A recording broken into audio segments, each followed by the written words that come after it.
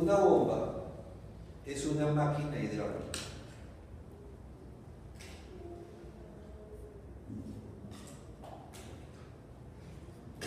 Las máquinas hidráulicas son aquellos dispositivos mecánicos que tienen partes fijas y partes móviles, que interactúan con sustancias fluidas en movimiento y toman o entregan energía. La máquina hidráulica bomba es aquella donde por acción de una fuerza exterior mecánica se realiza un trabajo sobre una parte móvil de la máquina que le transmite movimiento al fluido, aumentando su energía interna. Entonces, es una máquina hidráulica que toma energía mecánica y la transforma en energía hidráulica.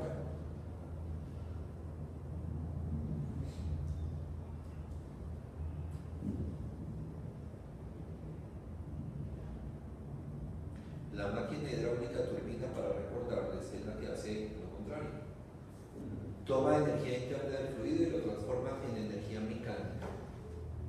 Y esa energía mecánica habitualmente se toma en un generador y se transforma en energía eléctrica. Pero una turbina puede ser, por ejemplo, una noria. Si uno le pone la ruedita con baldecitos al río y la corriente la hace mover, está transformando energía hidráulica en energía mecánica por el movimiento del eje. Y muchas veces lo aprovechan, por ejemplo, para moler grano. En la mitad ponían un molino y molían el grano con eso. Entonces los molinos son formas de turbina. Bien, entonces tenemos básicamente en general esos dos tipos de máquinas hidráulicas, aunque realmente son las bombas, los compresores y las turbinas. Nuestra bomba es un dispositivo que transforma energía mecánica en energía interna del fluido. Y básicamente existen dos tipos. Las dinámicas, que son las que tienen un impulsor rotativo que es accionado por un eje, que es el que le introduce energía mecánica al fluido. Las partículas del fluido son tomadas en el centro y son obligadas a desplazarse hasta salir del rotor. Entonces, en la máquina hidráulica rotodinámica, el rotor impele o impulsor lo que hace es tomar la partícula fluida y le da velocidad directamente.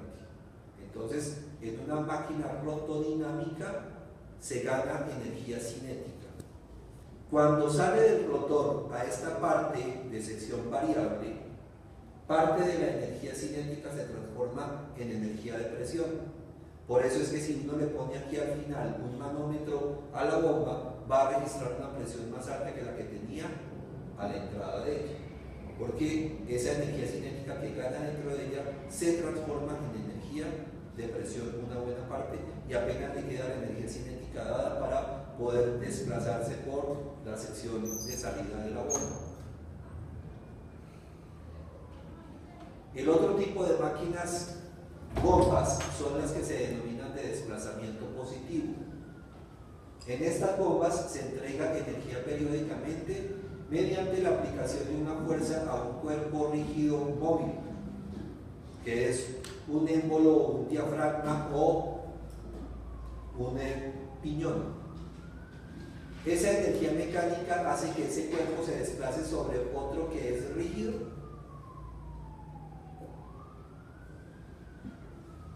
imprimiéndole directamente presión al fluido. Cuando va para allá, la presión disminuye porque se está separando del fluido, tratando de separar del fluido. Entonces, en la carrera hacia la derecha, la presión baja y esta válvula se abre, y entonces vamos a tener flujo hacia la cavidad. Se llena la cavidad, succiona fluido. Cuando empieza la carrera inversa, directamente sobre esta área le va a ejercer presión, y al presionar esta masa se va a cerrar esta válvula y se va a abrir esta, impulsando directamente el fluido. Ahí literalmente lo empuja. Pues lo chupa y lo empuja, lo chupa y lo empuja. Ese es el mecanismo de una bomba de desplazamiento positivo. Aquí en esta de diafragma tengo una excéntrica, una biela y un diafragma que se mueve hacia arriba y hacia abajo, ampliando la cavidad, succionando, disminuyendo la cavidad, presionando. Entonces vamos a tener flujo en ese sentido. En este tipo de máquinas hay un piñón que recibe la potencia del eje y este piñón se va a mover y en esta cavidad va a recoger el fluido y lo va a empujar hacia allá. Y este piñón hace que este otro que está loco sobre el eje se mueva en el otro sentido. Entonces literalmente toma el agua acá o el fluido y lo va empujando y lo va sacando por allá. Entonces también es una máquina de desplazamiento positivo. Estas son las bombas que generalmente se utilizan en la maquinaria amarilla. La que mueve las botellas hidráulicas son estas bombas.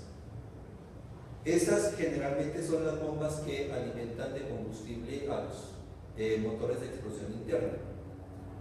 Y estas son las que se utilizan para aljibes, para pozos poco profundos.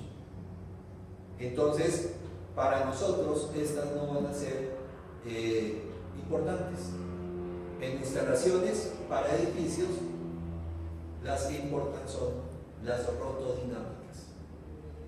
Son las que vamos a utilizar para entregarle energía al fluido cuando no es suficiente la que disponen en la red pública de acueducto. Bien, vamos a hacer ahora entonces, vamos a centrarnos únicamente en las rotodinámicas. Y en la rotodinámica siempre será importante la clasificación.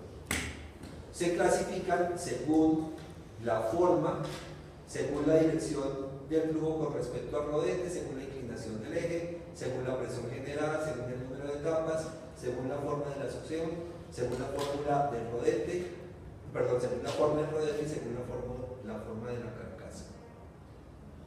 Es importante esta. En este tipo de máquinas, el flujo entra paralelo al eje y sale radial al eje. Se dice que la bomba es centrífuga. Esas son las que más utilizamos. ¿Qué características tienen? Manejan caudales relativamente pequeños y le pueden entregar alturas de energía grandes. Estas se denominan axiales, son como hélices. El flujo entra paralelo al eje y sale paralelo al eje. Su principal característica es que manejan caudales grandes, pero entregan poca energía. Esa se puede utilizar, por ejemplo, si quiero elevar agua de una esclusa. Para llenar una esclusa puedo utilizar una bomba de este tipo, que me va a entregar un caudal muy grande, pero una carga de energía relativamente pequeña. Estas son las radioaxiales, que toman el flujo axial y lo entregan con un cierto ángulo con respecto al eje, que no alcanza a ser 90 grados. Estas generalmente trabajan con caudales medios y dan alturas de energía media. Entonces, cada tipo de bomba se puede utilizar en un trabajo diferente. El mensaje importante de esto es que yo no puedo coger una bomba cualquiera y ponerla a trabajar en cualquier condición. Hay una bomba solución para cada problema y va a depender de sus características internas. No hay una bomba que le resuelva cualquier problema. Bien, y bueno, esta es de eje vertical, esta es de eje vertical, esta es de eje vertical, esta es de eje horizontal, esta también, esta también, esta también, esta es de eje vertical, esta es de eje horizontal. Y fíjense que las de eje vertical ocupan poco espacio y las de eje horizontal ocupan gran espacio. Entonces, si estoy limitado en espacio, me toca utilizar una de eje vertical. Si no tengo problema de espacio, utilizo una de eje horizontal. Esto es, por ejemplo, para elevar aguas negras y aguas lluvias. Estas las utilizamos en los edificios para elevar las aguas residuales y las aguas lluvias que están por debajo del nivel del terreno.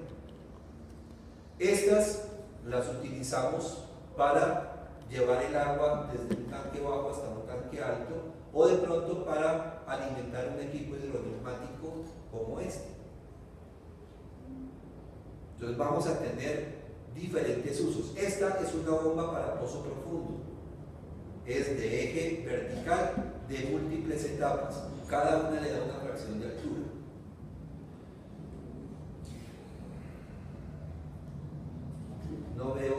No tengo acá ninguna de succión doble. Todas son de succión simple. Porque en instalaciones básicamente se utilizan bombas de una sola succión. Las bombas de gran carga son habituales para edificios de mucha altura. Normalmente vamos a utilizar bombas centrífugas de una sola etapa. Esas son normalmente las adecuadas para las instalaciones interiores. Bueno, de su teoría elemental de bomba rotodinámica, simplemente les quiero acordar que cuando uno tiene un álave que interactúa con una masa fluida, la va a empujar y va a hacer que descargue. La magnitud de la energía suministrada se puede determinar si uno hace ecuación de momentum entre el punto de entrada y el punto de salida y la divide por, como la potencia hidráulica es gamma QH, entonces lo divide por gamma Q para tener H.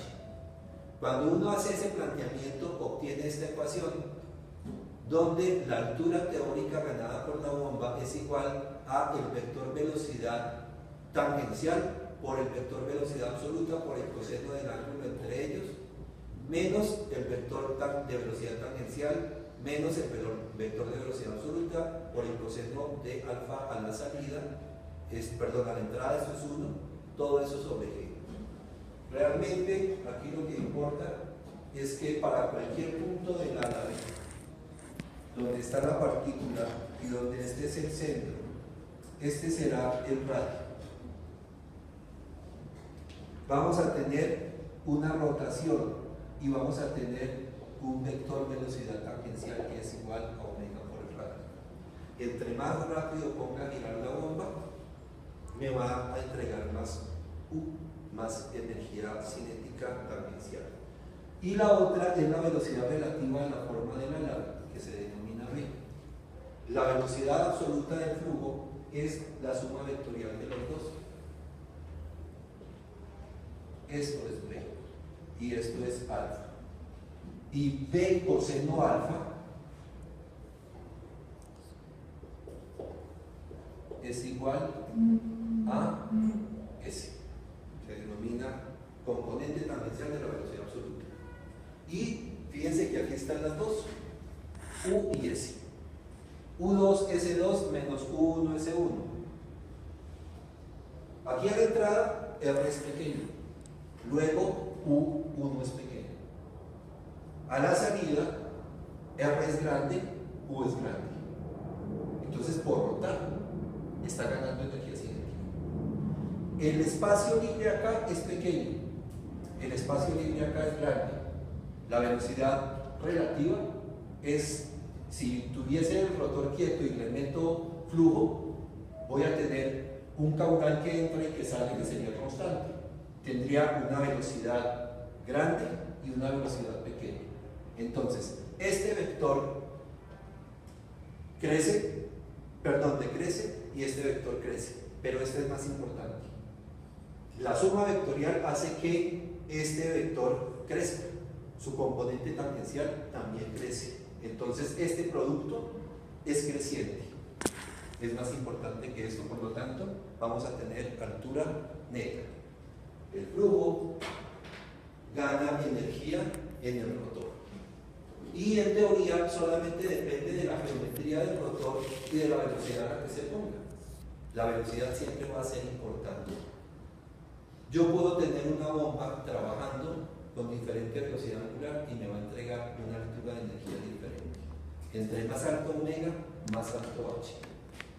Bien, esas ecuaciones teóricas se representan aquí con estas rectas. Esta ecuación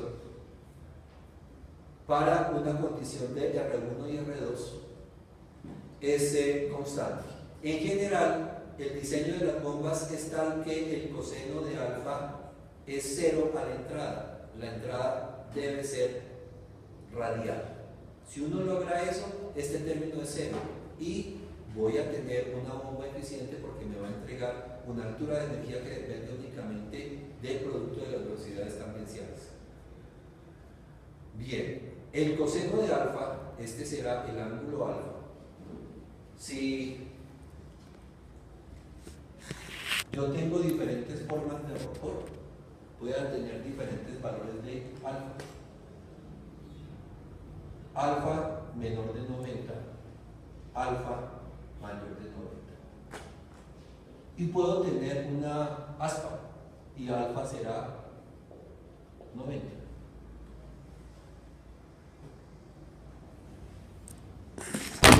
Si alfa es 90, este será el comportamiento. Si alfa es mayor que 90, este será el comportamiento. Perdón, si alfa es menor que 90. Y si alfa es mayor que 90, este será el comportamiento teórico. Entonces, en teoría, uno debería tener el ala de curveado hacia atrás. ¿Qué pasa si yo coloco la bomba a trabajar en el sentido contrario? Alfa va a ser diferente y el rendimiento de la bomba, que de pronto quería que fuera este, va a ser este, o al contrario.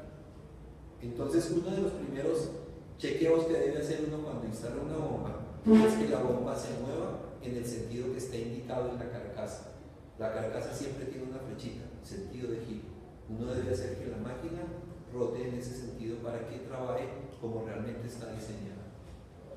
Bien, estas bombas realmente no van a tener un desempeño lineal porque hay pérdidas por el flujo dentro de un medio viscoso, porque hay escapes y hay recirculación de flujo, porque es un disco que se está moviendo en un fluido que consume fuerzas viscosas y hace un trabajo negativo, porque hay un montón de factores por los cuales hay pérdidas hidráulicas, mecánicas y volumétricas en una bomba. Entonces, este comportamiento teórico no se da un comportamiento real que para este caso sería una curva cóncava hacia abajo, para las paletas sería así y para esta sería así. Entonces fíjense que hay bombas que en la medida que se les pide caudal me van a entregar más carga, pero después van a perder rendimiento. Hay bombas que todo el tiempo están generando un cambio importante en las condiciones de energía cuando se cambia el caudal, y eso también es importante para el uso. Esto, por ejemplo, es muy importante para una bomba contra incendio. En una bomba contra incendio, de pronto se prenden los sprinklers y empieza a regar agua en una cierta zona, pero llega después la gente con la manguera del gabinete y le manda el chorro más grande, entonces va a pasar de un caudal pequeño a un caudal más grande y siempre va a tener que entregarle una presión importante. Entonces, una bomba contra incendio debe ser una bomba con los álabes curveados hacia atrás. Mientras que si voy a instalar una bomba para un sistema hidroneumático, en un sistema hidroneumático se deben tener grandes cambios de presión para pocos cambios de caudal, como vamos a ver más adelante. Entonces, una bomba ideal para esa situación es esta. Cada bomba tiene su uso. Y es importante escoger bien la bomba para que haga bien su trabajo. Bien, la bomba toma energía mecánica y la transforma en energía hidráulica. Y como es una máquina, hay por medio una eficiencia.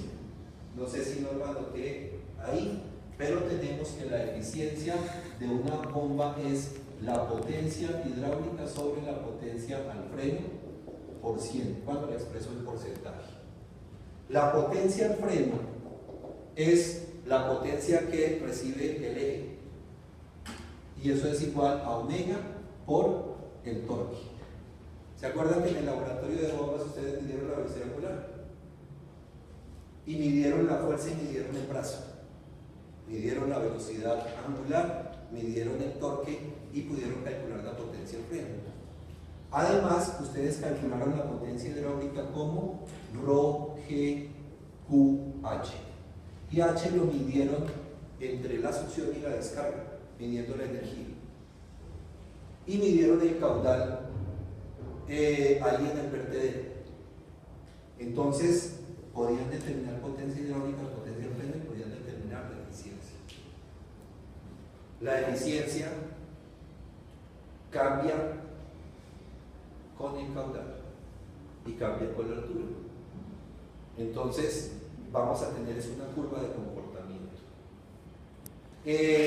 Bueno, entonces las bombas rotodinámicas tienen un desempeño variable que según la exigencia de caudal en la red representará un comportamiento diferente, y por eso es importante conocer las curvas características de las bombas. En el laboratorio de bombas de hidráulica hicieron la determinación de las curvas características. Ustedes hicieron una gráfica de H contra Q, de potencia contra caudal y de eficiencia contra caudal. Bueno, no exactamente así, porque ustedes tenían una sola velocidad angular, esto era constante, y determinaron una curva carga-descarga así. Y hallaron una de potencia hidráulica contra caudal que era algo así. Y luego midieron la potencia del freno contra el caudal que les daba algo así. Entre más caudal le ponían, la velocidad angular era más o menos constante, pero tenía que hacer más fuerza la máquina y el dinamómetro les mostraba más fuerza. Entonces tenían este comportamiento. Si hacían el cociente entre esto y esto, iban a tener la curva de eficiencia que, si la represento en otra escala, me va a dar algo así. Iban a tener una eficiencia máxima para un caudal que les dijeron que se llamaba caudal nominal, y que para ese caudal tenían una altura que era la altura nominal. Y en esta zona era donde la bomba era eficiente. Y para utilizar una máquina tiene que trabajar en la zona eficiente. Entonces, esa bomba de laboratorio solamente la pueden poner a trabajar para un rango de caudales y un rango de alturas. Y lo mismo va a pasar con cualquier máquina. Toda máquina me funciona bien únicamente para un rango pequeño de caudales y un rango de alturas. Esta es la gráfica